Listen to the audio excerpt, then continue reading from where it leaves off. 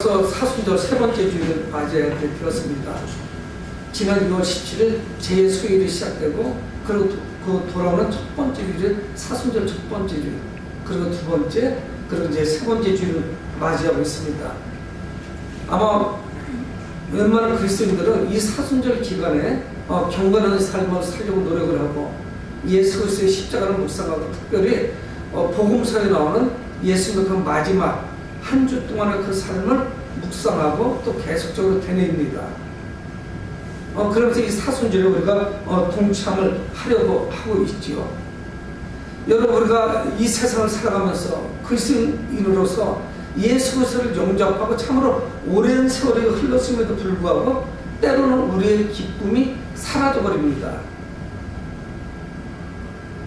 그것은 목사라고 해서 부인할 수가 없을 거예요. 아마 믿음이 좋은 그런 성도들도 역시 마찬가지일 겁니다. 내가 예수 그리스도를 영접하고 그리스도 안에서 기쁨이 넘치는 그런 삶을 살아갔었는데 언젠지 모르게 언젠가부터 내 삶의 기쁨이 사라지고 즐거움이 사라져버렸죠. 그래서 내 삶이 침통해버립니다. 그런 원인을 제공하기에 딱 좋은 때가 현재죠. 우리가 1년 전 사순절을 보내고 고난주간을 보내고 또 부활절 또 이런 절기를 보낼 때는 1년 전만 해도 곧 좀 좋아질 것이다 하는 그런 소망 가운데 우리가 살아왔습니다. 이것이 멀지 않아 끝나겠지. 근데 그렇지 않았어요. 봄이 지나고 여름이 지나고 가을 겨울이 지나서 또 한 번의 이 사순절 절기를 맞이하는데 여전히 어떻게 생각하면 더 어렵죠.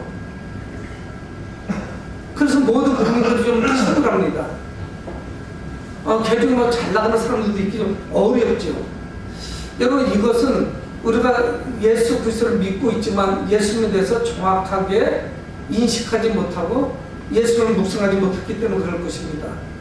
우리 안에 하나님의 사랑이 충만하지 못해요. 하나님이 나를 사랑하지 않는 것 같아. 내가 이렇게 어려움을 겪는 거 보면 하나님이 내 기도에 들으시지 않는 것 같아.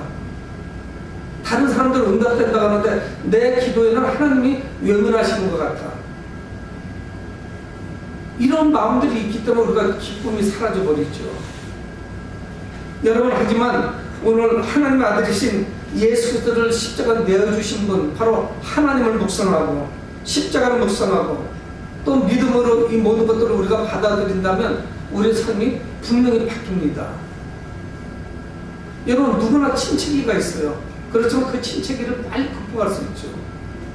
우울해지잖아요. 하는 일이 잘 안 돼요. 그리고 이것이 언제 회복될지 몰라요. 전문가들은 2년, 3년 후쯤 되지 않겠느냐 이렇게 이야기를 합니다. 그럼 아직 멀었어요. 무엇인가 조금 호전이 되겠지만 쉽지가 않아요. 누구도 장담할 수가 없습니다. 그런데 오늘 말씀해 보면은 우리는 이 5장 1절에서부터 11절은 굉장히 방대한 말씀을 해요. 사실은 읽으면 잠깐은 읽지만은 이 안에서 정말 많은 말씀을 하고 있습니다. 이 진리가 이 말씀 가운데 얼마나 많이 되어 있는지 모르죠. 근데 우리는 특별히 6절을 한번 볼 겁니다. 우리가 아직 연약할 때 성경이 이렇게 말씀하고 있어요. 여러분, 여기에서 특별한 어떤 특정인만 이야기하는 것이 아니고 우리가 연약할 때요. 누구나 다 해요. 저도 마찬가지고 여러분들도 마찬가지고 누구도 피해갈 수가 없어요. 지구촌에 있는 모든 사람들을 의미하고 있어요. 내가 연약할 때요. 다른 사람이 아닙니다. 우리 모두가 연약할 때 그때 어떤 일이 벌어졌냐? 예수 그리스도께서 죽으셨다는 거예요. 우리가 연약할 때, 우리가 경건하지 아니할 때 6절을 이어서 말씀하겠습니다. 우리가 아직 연약한 때 기약대로 그리스도께서 경건하지 않은 자를 위하여 죽으셨도다. 우리는 누구냐? 연약했고 경건하지 못한 자들이었습니다. 그런데 예수 그리스도께서 기약대로 죽으셨대요. 저는 이 본문 말씀을 읽을 때 기약이라고 이렇게 번역해 놓은 것이 이렇게 읽으면 어떤 생각이 드냐면 이미 약속하신 거, 그래서 그 약속하신 그때 그 타이밍, 이것도 맞지요. 예수님이 그냥 오신 것이 아니죠. 하나님의 그 약속이 성취되는 그 순간이에요. 근데 이게 원래 의미는 기약대로, 주일 저녁에 오신 분들은 얼마 전에 보셨는데 이게 뭡니까? 카이로스라고 하는 단어를 씁니다. 여러분, 저나 여러분들은 어제 다 24시간을 보냈어요. 오늘도 지금 오전이지만 오늘도 24시간이에요. 저에게 오는 24시간이나 아프리카에 있는 사람에게 오는 시간이나 또는 아니면 아메리카 대륙에 있는 사람이나 시간은 다 같아요. 24시간이에요. 그거는 크로노스예요. 카이로스가 아니라고요. 근데 여기에 기약대로라고 된 시간은 카이로스로 의미가 있는 시간이에요. 우리의 삶에 어떨 때 의미가 있을까요? 이건 원래 뜻은 시간, 순간, 시점, 어떤 결정적인 시점 뭐 이런 걸 의미합니다. 우리의 삶에 의미가 있는 것은 어느 때냐? 하나님을 만났을 때예요. 여러분, 우리가 세상을 살아가면서 한 달 동안 열심히 일했더니 월급날이 왔다. 그건 누구에게나 동일한 거예요. 그것이 의미 있는 것은 아니에요. 그래서 그것이 차곡차곡 쌓여졌다. 그건 별 그렇게 의미가 있지 않아요. 성경적으로 볼 때는. 여러분, 예수님께서 죽으셨던 그 시점, 그 순간에는 우리에게 어떤 소망도 발견할 수가 없었다는 것을 말씀합니다. 우리 모두예요. 어떤 의미도 없었어요. 우리는 연약했고 경건하지 못했습니다. 소망이 없었어요. 우리의 삶을, 우리의 인생을 그림으로 표현한다면 잿빛이에요. 칙칙해요. 침침합니다. 해가 넘어갈 때쯤에 그 모습이에요. 앞이 분간이 잘 안 돼요. 그때의 예수 그리스도께서 우리를 위해서 죽으셨다는 거예요. 어떤 소망도 없을 때. 여러분, 그러니까 이것은 뭡니까? 예수님의 십자가와 우리의 절망적인 한계, 그 타이밍이 딱 맞춰 떨어진 거예요. 그것은 우리가 계획한 것이 아니고 하나님께서 주관하시고 하나님께서 계획하시고 인도하신 거예요. 이 십자가 사건은 거절된 것이 아니죠. 여러분, 우리는 죄로 인해서 아무것도 할 수가 없었어요. 너무 무기력한 존재예요. 연약한 존재였어요. 그런데 그때에 하나님의 사랑이 나타났습니다. 이사야 40장 3절에 상한 갈대를 꺾지 아니하며 꺼져가는 등불을 끄지 아니하고 진실로 정의를 시행할 것이며. 여러분, 우리는 뭐를 표현했느냐면 상한 갈대. 우리는 그런 경우가 좀 적죠. 중동 지역에는 바다나 호수에 갈대가 있단 말이에요. 철이 바뀔 때 어떻습니까? 누렇게 뜨면서 밑으로 썩죠. 그 다음에 다시 나긴 하니까 상한 갈대로 표현을 했어요. 바람만 약간만 불면 넘어지는 거예요. 그걸 또 뭐라고 표현하냐면 꺼져가는 등불이라는 거예요. 심지어 기름이 다 됐습니다. 곧 꺼지는 거예요. 여러분, 이건 뭐예요? 우리 스스로 우리의 곤경을 해결할 수 없는 그런 암울한 시기에 그 시기를 말씀하고 있는 것이죠. 여러분, 우리는 어떻게 썼냐면은 예수 그리스도를 믿기 전에는 우리 스스로 우리의 문제를 해결하려고 그 무엇을 찾았어요. 그 무엇. 사람마다 좀 다 달라요. 그래서 자신의 에너지를 분출하는 것이 다 다릅니다. 어떤 사람들은 점집을 찾아가기도 하고요. 이런 사람, 저런 사람들을 찾아가기도 하고, 이것도 저것도 여의치 않으면 더 좀 고상한 사람은 취미생활로 이걸 바꾼 거예요. 자기의 그 암울한 상황을 해결해 보려고 했던 것이죠. 여러분, 그런데 문제가 해결되나요? 해결되지 않고 문제는 점점 심각해집니다. 여러분, 지금 우리가 살고 있는 이 시대가 점점 좋아져서 전부 먹고 살 수 있어요. 굶주려 죽는 사람은 없습니다. 여러분, 그런데 우울증 환자는 6.25 이후보다 더 많아요. 여러분, 자살자는 더 많아졌어요. 생활이 어려우면 정부에서 그래도 최저 생활할 수 있도록 뭔가 도와주고 일할 곳이 있음에도 불구하고 사람들은 점점 많아집니다. 왜 그럴까요? 주님을 만나지 못했습니다. 내 삶의 소망을 발견하지 못하고 내가 왜 이 땅에 나와 있는지, 이 땅 살았는데 그 사명을 못 찾아서 그런 거예요. 여러분, 누구나 역시 마찬가지예요. 목사도, 어떤 선량한 사람들도. 여러분, 우리 모두는 살아갈 때입니다. 꺼져가는 등불이에요. 까딱 불면 다 쓰러지는 거예요. 그래서 성경은 뭐라고 말씀합니까? 우리는 연약한 주님에 대해서 딱 말씀하고 있는 거예요. 그래서 우리를 위해서 예수 그리스도께서 기약대로 죽으셨다는 거예요. 여러분, 놀라운 일이 벌어졌어요. 하나님께서 우리 역사 가운데 찾아오셨습니다. 내 삶 속으로 찾아와 주셨어요. 하나님께서 인간의 모습으로 이 땅에 친히 오셨어요. 그냥 멀리 구만리 창천에 어딘지도 모르는 곳에 거하고 있는 그런 신이 아니라 내 삶으로 찾아오셨어요. 여러분, 이런 믿음이 없으면 우리는 수시로 흔들려요. 이 구름통에서 빠져나올 수가 없습니다. 어차피 우리는 모두는 죽어요. 그거를 부인할 수 있는 사람은 없어요. 근데 어떻게 해야만 의미 있는 삶이 될 것인가 하는 것이에요.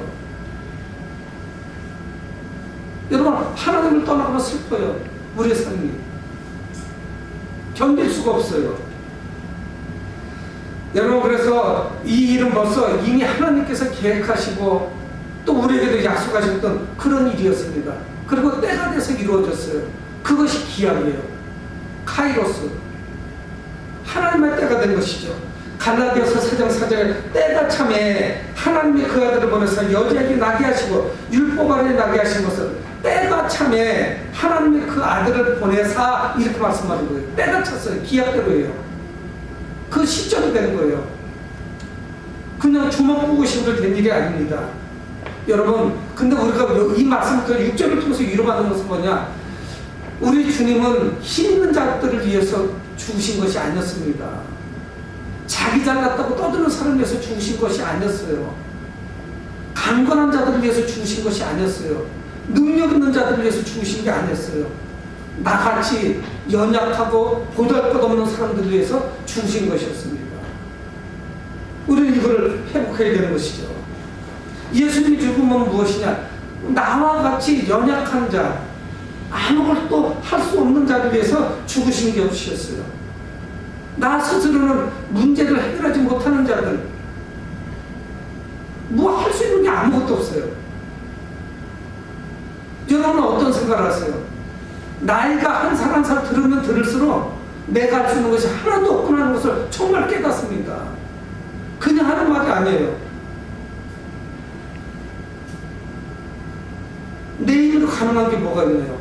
사업이 내 힘으로 가능합니까? 자녀 교육이 내 힘으로 가능합니까? 내 남편과 아내를 내 마음대로 가능합니까? 아무것도 되는 게 없어요.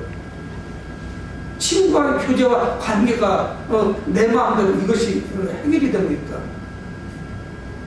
그러므로 우리는 어떤 낙심하거나 부정적인 생각을 할 이유가 없어요. 이건 다 누구나 공통적인 사항이에요.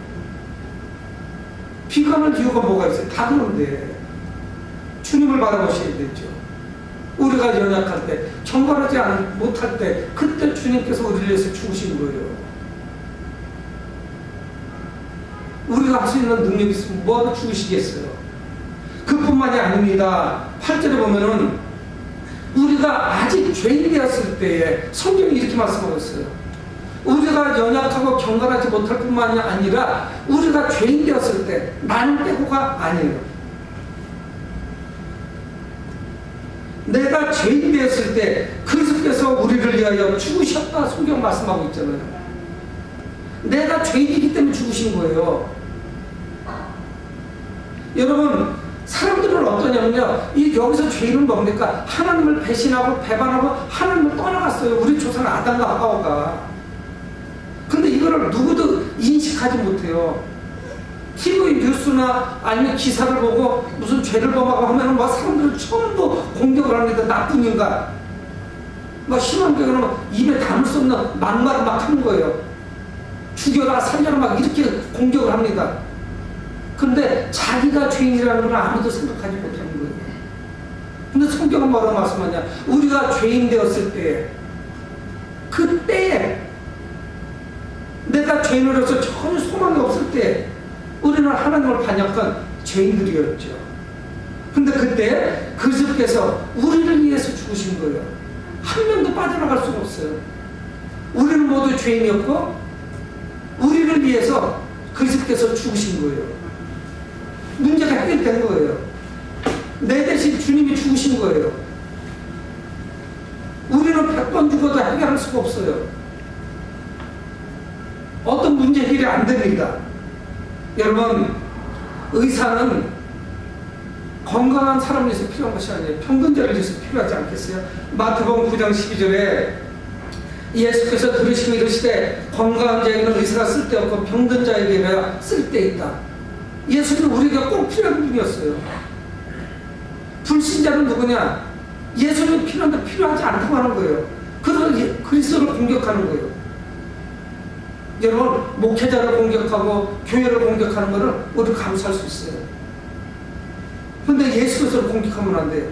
그 죄인들을 위해서 오신 분인데, 예수님의 이름에 먹칠을 한 거 바로 또 우리였어요. 가만 생각해 보니까 우리가 잘못 살아서 아이고 예수 그리스도까지 함께 그냥 도매금으로 넘어가는 거죠. 사랑하는 성도 여러분, 이 예수님의 죽음은 의인들을 위해서 죽은 것이 아닙니다. 나 잘났다고 하는 사람들, 나는 아무 죄도 없는데 이런 사람들 위해서 죽으신 것이 아니에요. 자기의 죄를 통감하는 사람들, 이들을 위해서 하나님께서 아들을 보내주신 거예요. 죄에서 벗어나지 못하는 인류를 위해서 예수님이 죽으신 것이라고요. 우리의 신앙의 기본 아니겠어요? 이 사순절이 이걸 묵상하고 있는 것이죠. 여러분, 그래서 정말 중요한 것이 뭐냐? 이 아들의 죽음을 통해서 하나님께서는 그분의 사랑을 우리에게 보이셨습니다. 수많은 그리스도인들이, 아니면 불신자로만 말할 것도 없고 누구도 나를 사랑하지 않는가 봐. 여러분, 우울증 환자가 비관적인 마음을 먹는 것이 왜 그런 줄 아세요? 사람들이 나를 사랑하지 않는가 봐. 나 혼자만 남았어, 이 세상에. 그래서 극단적인 생각을 하려고 하는 거예요. 나 혼자 남았는가 봐. 누구도 나를 도와주지도 않아. 누구도 나를 사랑하지 않아. 남편도 나를 사랑하지 않아. 아내도 나를 사랑하지 않아. 나 혼자야. 이 우주, 이 피조세계에 나 혼자만 있어. 여러분, 그런데 이 십자가는 그렇게 말씀하지 않는 거예요. 그 8절 중반절을 보면 하나님께서 우리에 대한 자기의 사랑을 확증하셨느니라. 하나님께서 아들이신 예수 그리스도를 십자가에 죄인들을 위해서 내어주심으로 인해서 죽도록 하심으로 인해서 하나님의 사랑이 확증됐다는 거예요. 하나님이, 얘야 내가 너를 사랑한단다. 의심까지 십자가를 봐봐. 아들을 내가 내어줬잖아. 이렇게 말씀하시는 거예요. 여러분, 우리는 자기 걸 얼마나 소중하게 여깁니까? 누구를 위해서 자기 거를 함부로 내주겠어요? 재물이든 뭐든지 내게 귀한 건데 누가 아들을 내어주겠어요? 여러분, 이 십자가 사건을 통해서 하나님께서 우리에 대한 자기의 사랑을 확증해 보셨대요. 이거에서 더 뭘 보여주냐고요? 하나님이 우리를 사랑한다는 거. 여러분, 우울감에 빠져서, 낙심감에 빠져서 지금 헤어나오지 못하는 분은요, 십자가를 바라보셔야 돼요. 우리는 타인을 위해서 내 거에 무엇을 내놓습니까? 내가 이거 뼈 빠지게 버는 돈인데, 내가 수고해서 이거 비축해 놓은 거 뭐를 내놓을 수 있겠어요? 여러분, 하나님의 사랑에 의심스러울 때, 낙심되고 지칠 때에 십자가를 바라보셔야 돼요. 예수님의 십자가. 이걸 어떻게 우리가 부인할 수 있겠습니까? 이 십자가는 하나님께서 나를 사랑하신다는 움직일 수 없는 증거예요. 분명한 증거가 된다고요. 여러분, 우리는 하나님 앞에서 죄인이라는 의식을 가져야 됩니다. 죄인인 나를 위해서, 여기서부터 시작이 되는 거예요. 죄인인 나를 위해서 하나님께서는 나를 사랑하셔서 아들을 내어주셨구나. 하나님께서 죄인들을 위해서 십자가의 아들을 내어주셨구나. 그래서 그분께서 죽으셨구나. 이런 믿음을 가지고 있어야 된다는 사실이죠. 여러분, 우리는 절대로 의로워질 수가 없었어요. 법을 잘 지킨다고요? 여러분, 우리는 보니까 지위가 높으면 높을수록 법을 안 지키는 걸 우리는 잘 알잖아요. 소시민들은 힘이 없어서 법을 뭐 어길래 어길 만한 것도 없어요. 오히려 고위직에 있는 사람들일수록 더 법을 안 지켜요. 나중에 까보니까 다 그런 거예요.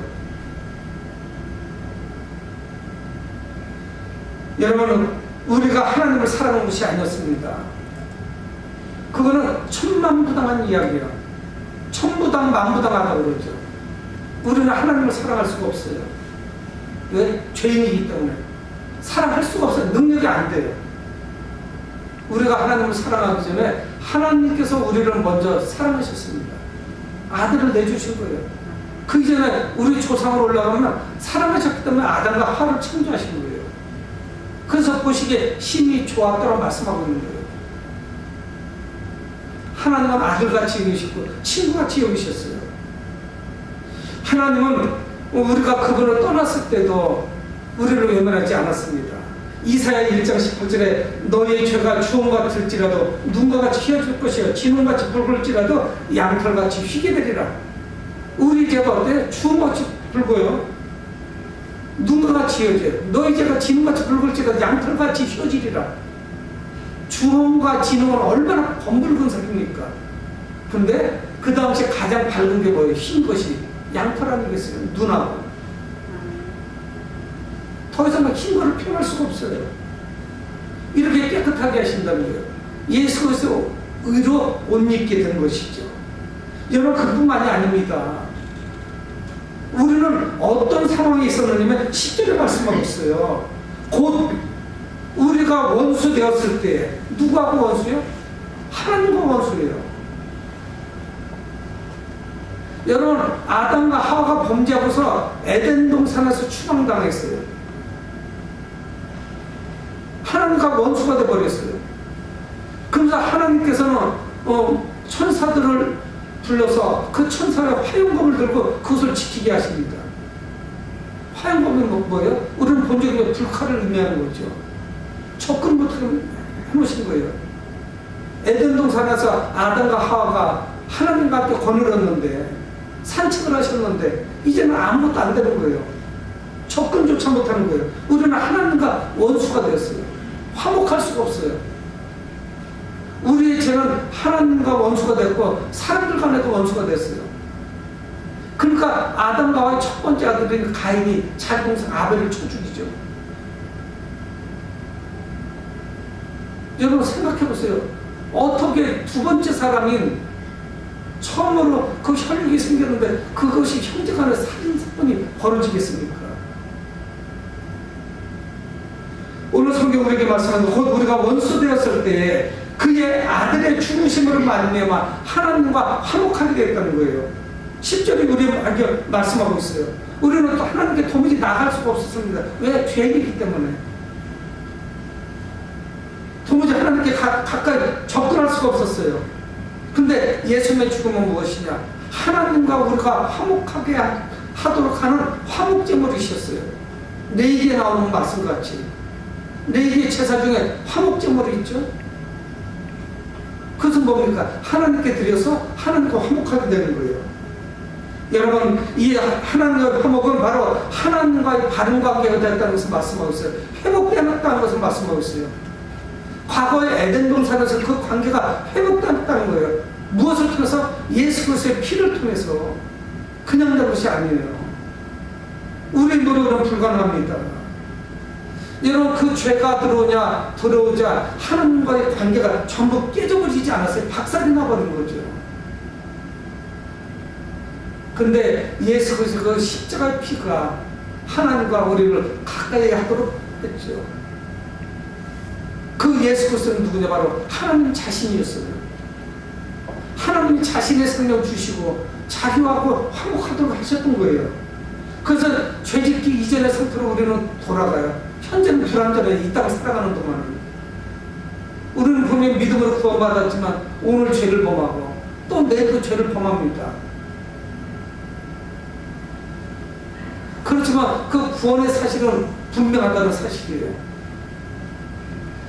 여러분, 그래서 우리는 어떤 삶을 살아가고 있느냐, 11절에서도 말씀합니다. 11절 하반절, 아니 상반절부터 봅니다. 그뿐 아니라 이제 우리를 화목하게 하신 우리 주 예수 그리스도 말미암아 하나님 안에서 또한 즐거워하느니라. 즐거워한다는 거예요. 하나님 안에서 예수 그리스도 말미암아서. 그뿐이 아닙니다. 2절에서도 나왔는데 저기 읽지 않았지. 2절에 또한 그로 말미암아 누구였겠어요? 예수 그리스도죠. 우리가 믿음으로 서 있는 이 은혜의 들어감을 얻었으며 하나님의 영광을 바라고 즐거워하느니라. 여러분, 결국 이 사도 바울의 고백은 무엇인 줄 아십니까? 5장 1절에서 11절까지 한 절 한 절을 다 잘 못 봤는데 결국 뭐예요? 우리가 연약하고 경건하지 아니할 때 기약대로 예수 그리스도께서 우리를 위해서 죽으셨고, 우리가 죄인 됐을 때 예수 그리스도께서 우리를 위해서 죽으셨고, 하나님과 불화하고 하나님께 가까이 가지 못할 때 예수님께서 우리를 위해서 죽으셨고, 이 모든 것은 하나님께서 우리를 사랑하신다는 확증이었는데 이로 말미암아서 우리는 어떻게 되느냐? 십자가를 통과하고 나니까 우리의 삶이 즐거운 거예요. 기쁨 넘치는 거예요. 이 환경 때문에 우리는 쓰러지지 않는 거예요. 내 조건이 어떻다, 환경이 어떻다, 그런 거로 낙심하지 않는 거예요. 하나님의 사랑이 너무나도 위대하기 때문에. 그래서 즐거워하고 기뻐하는 거예요. 그래서 오늘 3절, 4절에, 4절, 5절에 사도 바울 그렇게 보면 내가 환난 중에도 즐거워하는 이는 환난은 인내를 연달을 소망을 이루는 줄 압니다. 환난이 어떻게 소망이 되겠어요? 사람이 바뀌는 거예요. 예수 그리스도의 십자가를 묵상하고 그 십자가의 그 피가 정말로 내 삶 속에서 느껴질 때 그때는 내가 삶이 바뀌어요. 어떤 사람이 환난 가운데 소망을 볼 수가 있겠어요? 우리가 환난 중에도 즐거워하는 이 환난은 인내는 연단 가운데 소망을 바라보게 하는 거예요. 세상 사람들이 이 교회의 이 진미를 어떻게 맛보겠어요? 여러분, 우리를 대신해서 예수님께서 죄값을 다 지불하셨습니다. 내가 치러야 되는 걸 다 지불하신 거예요. 그래서 하나님은 우리를 어떻게 하셨냐? 하나님의 자녀로 인쳐주셨어요. 우리는 다시 거듭났다는 건 뭐냐? 이 땅에 죄의 사람 되었는데 하나님의 아들로 의로운 사람으로 출생신부가 됐다는 것을 말씀하고 있는 거예요. 하나님의 생명책이 기록된 거예요. 여러분, 우리는 하나님의 사랑이 십자가를 통해서 나타났던 그런 사람입니다. 오늘 말씀 뭐 말씀하세요? 6절, 8절, 10절에 우리는 연약하고 경건하지 아니한 사람들이었어요. 우리는 죄인들이었어요. 우리는 하나님과 화목하지 못한 그런 자들이었어요. 근데 우리를 위해서 누가 죽으셨냐? 예수님이 죽으신 거예요. 이 사순절은 그것을 묵상하는 절기예요. 여러분, 십자가가 무엇입니까? 참된 사랑이 무엇인지를 우리에게 보여주는 거예요. 그래서 우리도 어떻게 사랑해야 되는지를 말씀을 하고 있는 거예요. 주님이 우리를 사랑하듯이 우리도 믿지 않는 자들을 사랑해야 되죠.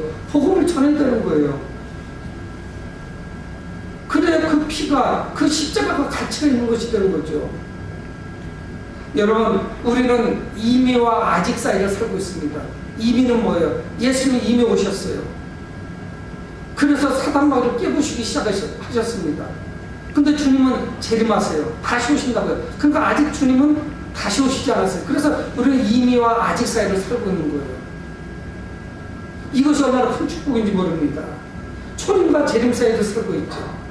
우리는 이미 구원받았지만 아직 구원받지 못했어요. 불완전해요.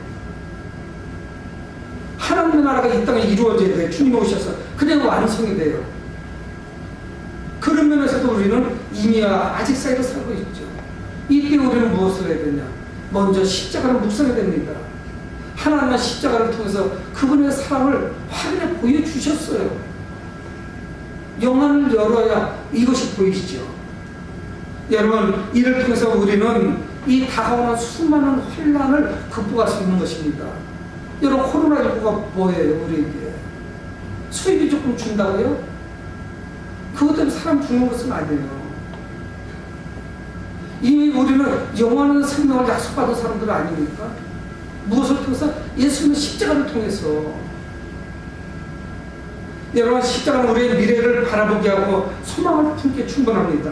사랑하는 성도 여러분, 이 사순절 세 번째 주일에 십자가의 그 하나님의 그 사랑을 묵상하며 오늘도 기쁨의 삶을 사실 주의 이름으로 축원을 드립니다. 고마우신 아버지 하나님, 은혜를 감사합니다.